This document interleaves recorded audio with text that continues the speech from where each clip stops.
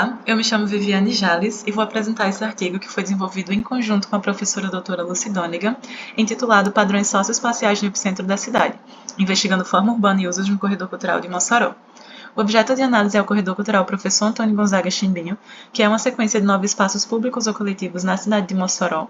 Se trata de um projeto municipal de revitalização urbana, conhecido como cartão postal da cidade, principalmente por abranger equipamentos que são destinados à prática de esportes, parque infantil, eventos, cultura e gastronomia. Abaixo vocês veem 3 desses 9 espaços, no caso a Praça de Eventos, a Praça do Teatro e a Praça dos Esportes, que serão melhor enfatizados no decorrer da apresentação. De modo geral, a pesquisa investiga primeiramente sobre forma e usos do solo, considerando características que facilitam a presença de pessoas nos espaços públicos. No caso, Septsuk, Calvi e Ekmexi encontraram que formas que acessaram mais endereços e usos em menor distância percorrida eram mais positivamente associadas à caminhada e à presença de pessoas, não necessariamente ligando-se a quadras curtas. Outros estudos que investigaram usos como magnetos encontraram que comedorias atraíram mais pessoas em diferentes turnos, como William White e Donegan e Carneiro, que também investigaram comedorias como atratoras de pessoas vindas de lugares mais distantes. Usos mistos também se destacaram de forma positiva, mais associados à segurança e também a menores índices de crime, como encontrado por Barals e Saboia, e usos ligados a trabalho e oportunidades sociais que traziam mais movimento para esses espaços públicos. Então, espaços públicos que foram relacionados a características sociais em algumas pesquisas, considerando observações comportamentais, encontraram que frequentadores eram mais atraídos principalmente por espaços que tinham uma disponibilidade maior de equipamentos e também de atividades e calçadas. Além disso, espaços públicos que alcançaram mais pessoas de gênero feminino também transmitiram mais segurança, foram melhor supervisionados e mais escolhidos como destino, principalmente por ter esse equilíbrio maior no alcance espacial e territorial de gênero. Então, de modo geral, o espaço público ele foi investigado como um estímulo ao encontro entre pessoas diferentes, a partir de condições espaciais e da forma que se ligavam à vida social e microeconômica. Com relação ao que já existe sobre o corredor cultural, há uma certa dualidade entre a forma como ele é divulgado e estudado. No caso, ele é divulgado principalmente pela Prefeitura Municipal e meios digitais de divulgação, como coração cultural da cidade, como um espaço de concentração de pessoas, mas é muito estudado e investigado como um espaço que segmenta, que dificulta encontros espontâneos, troca social de um modo geral.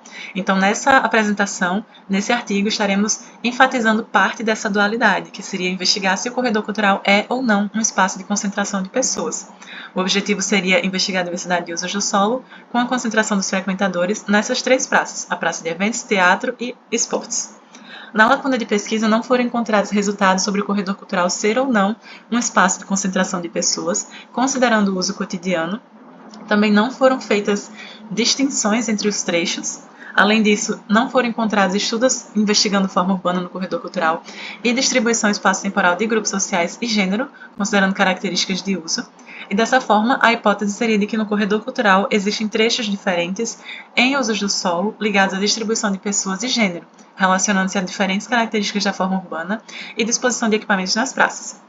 Dentre as etapas de investigação, primeiramente foi feito um mapeamento e análise dos endereços no entorno imediato, considerando usos do solo e equipamentos, e depois foi feito um mapeamento comportamental, investigando intensidade, distribuição e horários de usos, com observações diretas feitas a partir de registros fotográficos, baseados-se na investigação, no estudo de Guel e Savary, coletando contagem de pessoas, perfil social, turno, atividades, praça de coleta e a data do mapeamento, feitas em períodos letivos e de férias e também em dias e turnos diferentes. Essas informações foram passadas para uma tabela de atributos no QGIS, gerando dados geoespaciais de pontos. Dentre os motivos de escolha das 3 praças estão localização em pontos distintos, diferentes características de forma e usos do solo, características de uso e equipamentos que funcionam também em turnos diferentes e também sem delimitar um público-alvo específico, possibilitando atividades diversas, já representando parte da dinâmica urbana local. Na parte de resultados, a localização do objeto de estudo, no caso o corredor cultural, fica no Nordeste brasileiro, no estado do Rio Grande do Norte, na cidade de Mossoró e especificamente na área central e mais antiga. Sobre a forma urbana e usos do solo nas frentes de quadra, a praça de eventos foi aqui registrou quadras mais curtas, com poucos endereços alcançados e usos também pouco diversos. A Praça do Teatro concentrou mais endereços e usos diversos em quadras de maiores dimensões, e a Praça dos Esportes, que também teve quadras com dimensões maiores, mas acabou atraindo mais usos mistos e residências unifamiliares.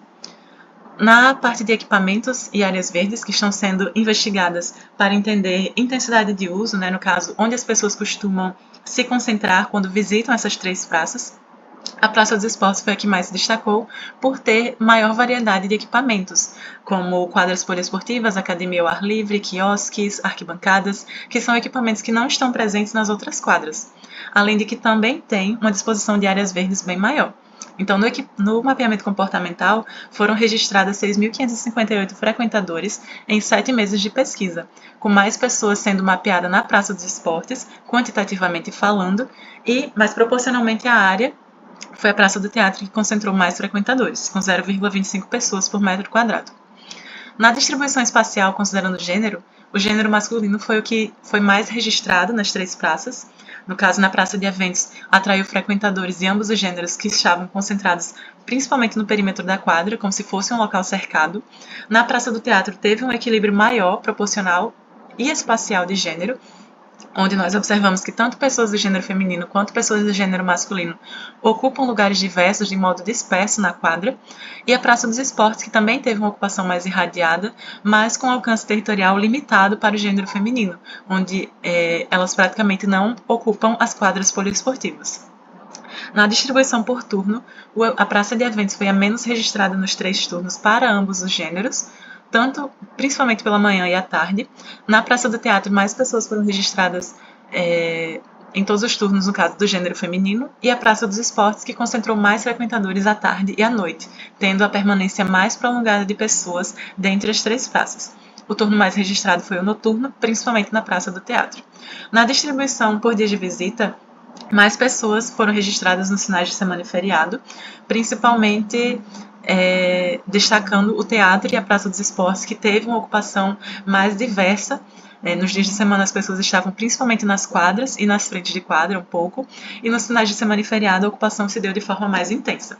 As atividades mais registradas foram caminhar, conversar e observar o movimento, e na Praça dos Esportes também se destacou a prática de esportes. No ciclo de vida, mais pessoas adultas foram registradas, e considerando usos do solo nas frentes de quadra, mais endereços ligados a comedorias e uso misto, principalmente residência e comedoria, foram os que atraíram mais pessoas. E na Praça dos Esportes também teve um destaque para as residências unifamiliares, que tiveram uma concentração de frequentadores nas calçadas que conversavam e observavam o movimento. Então, de modo geral, as praças do teatro e dos esportes que tiveram maiores dimensões também estavam cercadas por quadras que alcançavam mais endereços e usos diversos e acabaram atraindo mais frequentadores, semelhante a achados de Sevtsuk e colegas.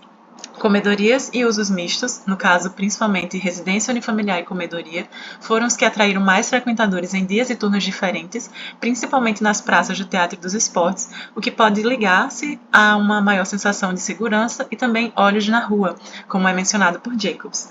Houve uma maior variação espaço-temporal de gênero na Praça dos Esportes, principalmente nas quadras poliesportivas, mas, apesar disso, houve uma variedade de atividades que pode se ligar à diversidade de equipamentos, que acabou prolongando o uso em dias e turnos diferentes, e a praça de eventos, que foi a menos frequentada por turnos e dias de visita, devido à disposição de equipamentos que pode ter acabado concentrando as pessoas no perímetro da quadra, além de que existem poucos endereços no entorno imediato e usos pouco ligados a oportunidades sociais. De um modo geral, a hipótese que foi mencionada anteriormente foi confirmada. No caso, existem trechos diversos no corredor cultural, apontando para uma variedade de situações que podem indicar tipos de vidas urbanas.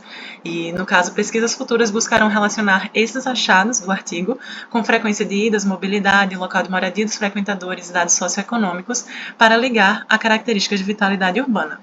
Essas foram as principais referências utilizadas na apresentação. Os contatos das autoras. Muito obrigada pela atenção.